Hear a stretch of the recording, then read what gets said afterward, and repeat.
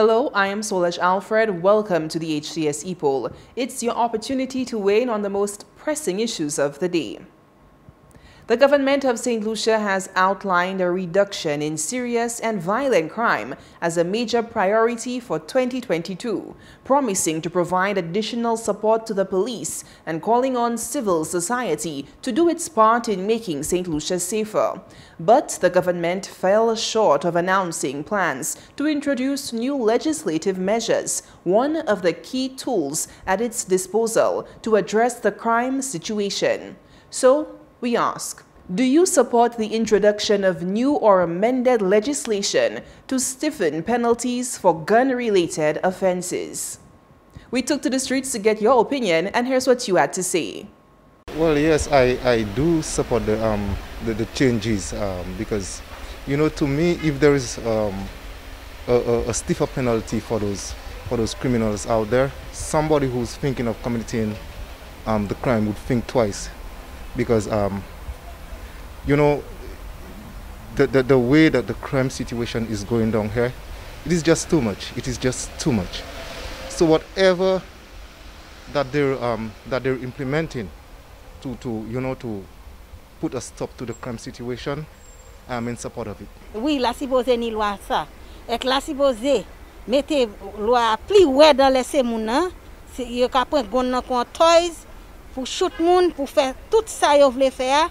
Loi supposé changer, pas supposé vier un pays pour doubout ces crimes ça. Parce que si vini tout crime kay doubout en cette ici. Non, mais pas supporter ça.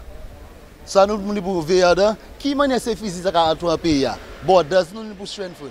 Let's look into our customs and our borders. How are these guns entering the country? SLASPA, the custom officers have to answer these questions because these guns are not just dropping out of the sky. Where are they coming from? They're entering through barrels, through fridge. What are they doing? They're sleeping when these things coming through? Right now, the customs should be showing us that they're doing their job, that when guns coming in, that they're cutting that off. Not just charging. We're looking at things too simplistically, okay? That gunshot is coming in, so the band-aid is to charge guys. That's not going to stop guns from coming in. Put the pressure on customs and ask customs, how are they allowing all these guns to come in? They're not doing their job? What are they doing? That's what I'm talking about. Yes, there should be stiffer penalties to gun-related incidents in St. Lucia. It's because you see in this crime, you see I will always go to the Bible and it is in my face. You see, because too many guns fell out. And it is a hard thing to try and stop crime. It's not an easy thing, but in fact, we can mold it. You understand?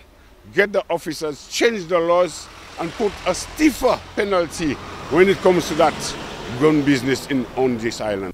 Yes, I support that, but I think there is more to it than just changing the laws. I think it has to do with our social upbringing, the family. It starts with the family, and I think parents are supposed to take responsibility for the way that their children are raised. Because if we realize that most of the gun-related activities are being done by young people. So it says that they are at that age where they should have been maybe brought up differently, or parents should take more responsibility, as I've said before. We need to look at our family structure, basically.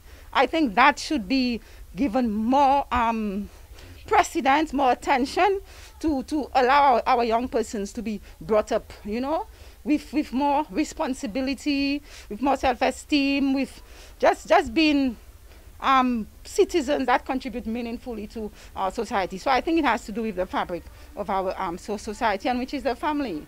We need to take more interest in our families and how they are raising their children. Thanks for those responses. Now to our new discussion. The Ministry of Education earlier this week suspended in-person classes following a further increase in the number of positive COVID-19 cases, with teachers and students among those falling ill with the disease. The St. Lucia Teachers Union had called for the suspension of in-person classes, with the Principals Association welcoming the decision. The Ministry of Education had said that students are being adversely affected by the closure of school. So we ask, do you think it is in the best interest of students for in-person classes to be suspended at this time? For several weeks, respondents to the HTS Epoll question were unable to register their votes. Now we are pleased to announce that once again, that option is available. Voting is easy. Just log on to htstlucia.org or Facebook at HTS St. Lucia Official and vote. Remember, our Epoll team is always on the go to get your responses. Watch the HTS News Force from 7 p.m. for the results and a new discussion.